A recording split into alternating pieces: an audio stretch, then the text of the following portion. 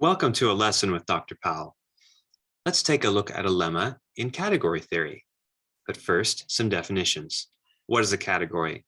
It's a collection of objects such that there's morphisms between them. Think of them as arrows or as functions between these guys. So if we were in a category of sets, all the objects are sets, and we can take morphisms as being functions or set maps between them, such that the morphisms are going to have this nice operation between them called composition that's associative, like the composition of functions.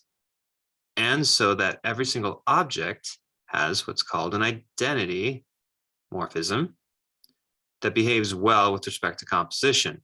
Namely, if f is a function that goes away from a, so from a to something else, then we have f of the identity is f, and similarly if g goes to a, we have this happening as well. So we have a nice identity morphism associated with every single object in that category. What's a functor?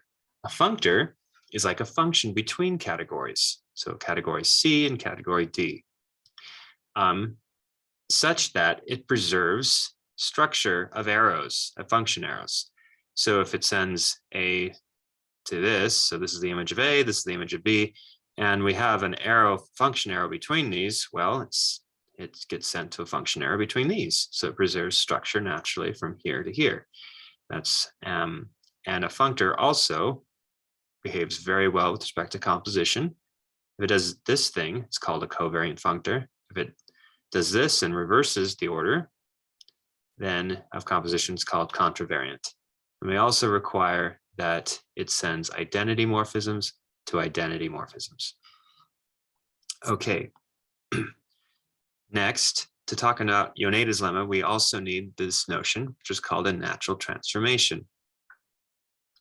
A natural transformation is like a collection of morphisms from the outputs of f to the outputs of g. So suppose that f is a functor from C to D, and G is also a functor from C to D. So these two functors share the same domain category, codomain category. And tau is going to be a collection of morphisms like here, the output at A and the output at A for G. We're going to have a morphism from f of A to G of A. We'll also have a morphism from f of B to G of B. So tau is simply a collection of such morphisms in such a way that if we have an arrow, function arrow in A to B in our original category C, and we take that via F to D or via G to D, then these morphisms, tau A and tau B, actually make this diagram right here commute, so that in the category D itself, this morphism, then followed by that morphism, is going to be the same as this morphism followed by this morphism. Keep in mind, tau of A and tau of B are just simply morphisms between these objects in the category D. Now, we use this notation right here to be the set of, the set of natural transformations between the functors F and the functors G. Okay. Now, before we can talk about Yoneda's lemma, we need to talk about a specific functor. So in this particular video, we don't talk too many specifics about functors. All of this has applications, even if it is a little abstract. It has some very nice concrete examples and is very applicable in so many situations because it's so abstract, and it makes it very applicable and to many different specific situations. So let's take this right here. This is called a HomFunctor, HA, also describable like this. So both of these are the same thing. We're letting A be in the category C. And what it is it's the set of maps. So it outputs, what does it output? So you plug something in, like here, let's plug in a B to this. And what it is it's the set of morphisms or maps from A to B in C. So it's a set. So you input an object of C and you output a set. The output is going to be the set of morphisms or set of functions between A and B. So it goes from an object B to a set. So we're going to look at so the set of everything like this is what's here. So we're kind of like going from B and we're like outputting a set, the set of all maps from A to B, or set of all morphisms from A to B. Okay, so and this is a functor. How so? Does it preserve diagrams? Let's see, if we have a diagram from B to C, do we get a corresponding diagram like this? Let's think about it. Let's take something in here. This is a set. So right here, like gamma. Gamma is, suppose that we take something, just call it gamma, a function or a morphism from A to B in this category C here. And what if we just take the map G, which we're thinking about right now, and we take G of gamma? Then we actually get a map or a morphism that goes from A to C. So we start with a morphism gamma, and we actually end up getting a morphism G of gamma, which lives here. It starts in A and ends in C. So we go from morphism here to morphism here, and G has described that perfectly. So we get a natural functor relationship here from this diagram to that diagram. So these functors right here are the ones that Yoneda's lemma discusses and is about. Okay, so now for Yoneda's lemma, what does it state? It states that the set of natural transformations from the functor HA to the functor F is in bijective correspondence with the output of the functor F at A. Wow, well, where the functor F and the functor HA are both have the same domain and same codomain. So remember, HA itself is a functor from category C to sets. So is F. And so we're looking at the set of natural transformations. And what we're saying is, in this lemma, is that the set of natural transformations between these two functors is the exact same, or in bijective correspondence with the elements of f of A. And see where A is the same A that we used to define that functor. So HA and f of A. So this is HA and F, but when we plug in A, then we actually get this nice correspondence between natural transformations. How so? Let's think about this for a minute. Why don't we just take an element of f of A and see how it might define a natural transformation? Now, a natural transformation is a collection of morphisms from the outputs of the two functors. So why don't we just start right here? The output of the HomFunctor, the HA functor at B. Remember, this is another notation for HA. So the set of, it's called Hom right here, morphisms from A to B. So why don't we take something in here, call it F. So take something in here, and since we are actually in the category of sets, the output here, then tau B should be a set map or a set function, a function between sets. So naturally, these arrows are just functions. We take an element here and it's going to have a destination, and it's determined by that. So given something in here, we need to know where it's sent. So we have tau of B of F. Where is it sent to? Where is it going? We need to figure out where that is. Let's think about this for a minute. What is F? F is a morphism from A to B. Hey, wait a minute, it's morphism from A to B. Look, we're plugging in A to this HomFunctor and B to this HomFunctor. So naturally, the arrow diagram A to B with an F there will, via the HA or the HomFunctor, will give rise to this picture right here, where you have F. And how is it defined? Well, the way this map right here, or this morphism is defined, is by taking something in here and composing it with F. So F composed with this, and you get something in here. Okay, well, what if we just took the identity over here and we say F composed with identity? Won't we get F again? Yes, so naturally, look what we've done. We've put a map or a morphism here such that it pulls back to the identity, or the identity put into this morphism outputs F. Great, so now we have F going backwards. Well, this is awesome because then we can just send this. This is awesome now because we actually know, because what if we want to actually talk about or create a natural transformation? So we've chosen this right here. Why don't we just let this be the choice of where identity goes? So we've chosen this, and let's just make that where identity goes. So let's just kind of define, let's just start making a function here, a morphism between this set, and just say, let's just say, well, why don't we just make the identity here go to there? Okay, so let's just do that. Okay, so if we did that, then naturally what we'd have is we could use this diagram, which is already naturally defined because F is a functor, and it just lifts this diagram to this one in the image. And you could send this guy, eta, okay. So we just pick something in here like eta, and we send it over here, and look, it lands here.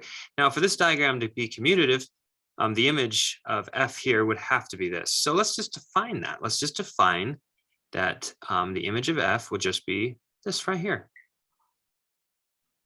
And then we've actually defined what F is.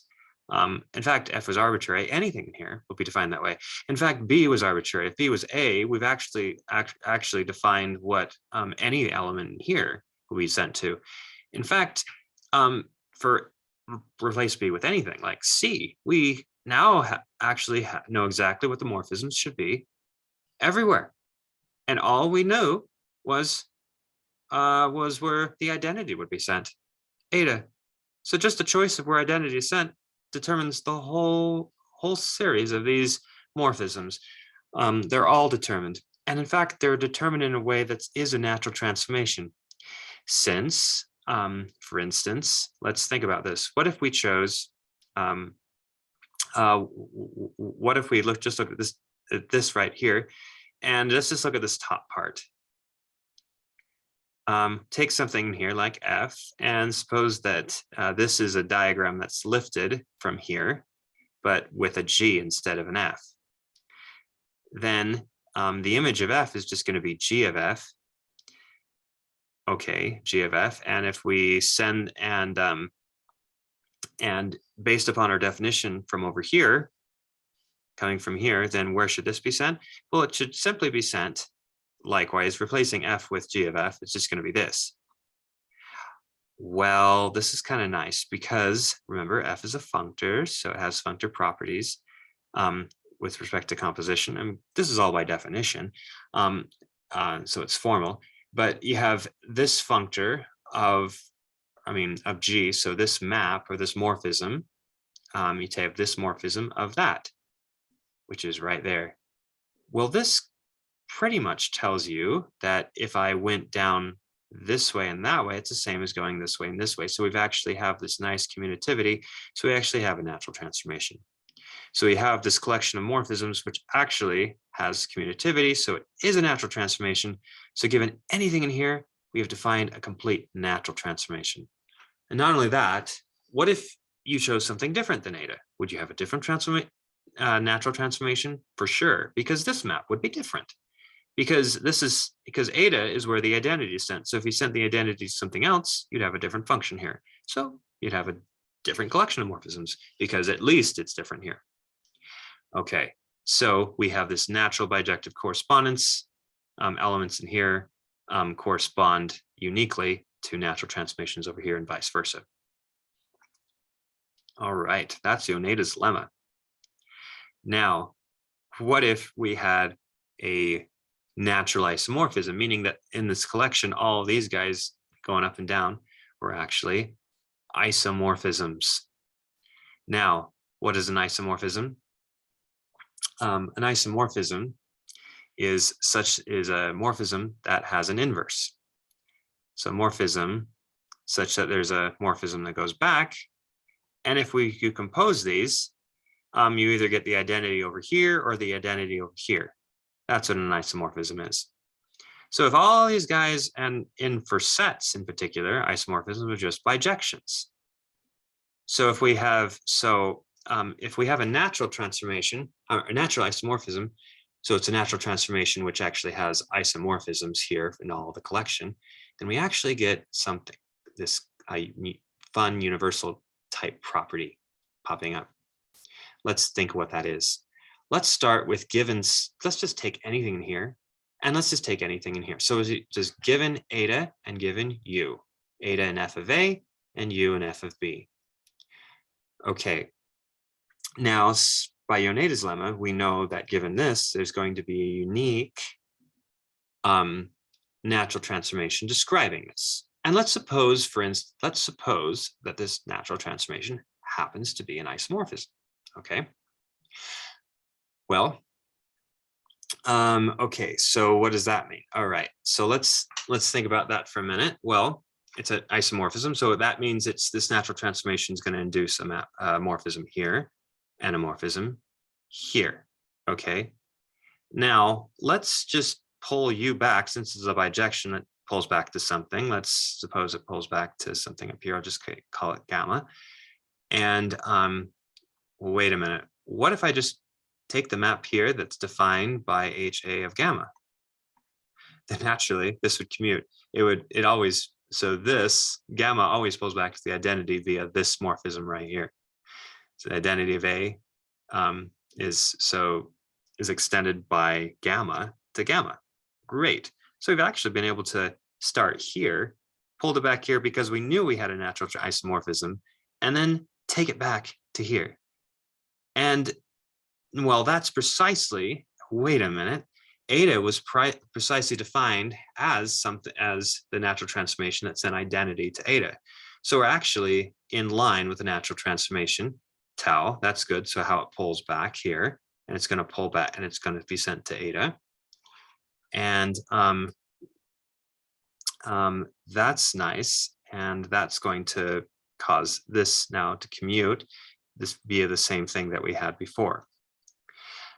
So what we have is, given these two guys, we have just shown in particular that there exists a unique gamma such that f of gamma as a function of eta is equal to u. So it's kind of like this is going to be sent to u via this map. So there's a unique, so given this and given this, there's a unique this, which makes this whole unique this such that u will actually be equal to the result of this composition. Now, when we talk about adjoints and nice commutative diagrams with universal properties in a normal sense, it actually boils down to this basic idea. And this is a nice perspective of it, and we'll see that in another video. Okay, finish off this description of Yoneda's embedding, or lemma. Yoneda's lemma, we're going to talk about Yoneda's embedding. Well, what if we let our functor f in particular be something else, something specific like HB? So the Hom set of morphisms that start at B. So this is replacing f right here. Well, then Yoneda's lemma states that there's a bijective correspondence between the output of f, okay, the output of f, which is this, so f meaning the HB is f right here in this particular case. So the output of HB and the set of natural transformations. So from the Hom set from B to A, okay, is going to be in line with HA to HB. This is interesting because the set of natural transformations between two functors is kind of like a Hom set in functor land, where functors are objects. It's kind of like morphisms from functors to functors. So if you even had a category, this is called the functor category, where we have functors that go from C into sets. So the output is sets, but they come from C. This is kind of notation for that. Okay, right here. And what we do is we start in the category C, and then from the category C, we output a functor. So we go like from A to HA. So that's kind of like the output. So we kind of have an embedding from this category into this category of functors. And the nice thing about this is that morphisms from A to B over here actually uniquely determine natural transformations over here. So natural transformations from HA to HB are going to be the same as are in bijective correspondence with morphisms from B to A. Notice that we actually get some contravariance going on here in some sense, meaning that the order is changed. So morphisms from B to A is now looks like morphisms from HA to HB, which should make some sense if we're thinking about if you think about morphisms coming out of A and morphisms coming out of B. So if we have a map that goes from if we have a map that goes from B to A right here, and let's suppose we have C and C going here. So then what we have is if we start with something up here, say gamma, and we pre-compose it before with something over here, say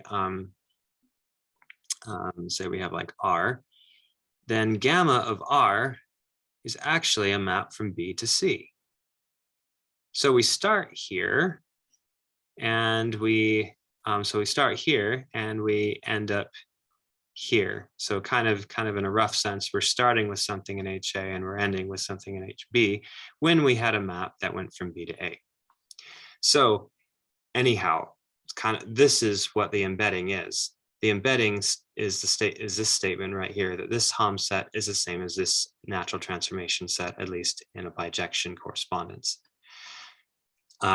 This type of embedding from this category to that category is called a full and faithful embedding, since this is a bijection.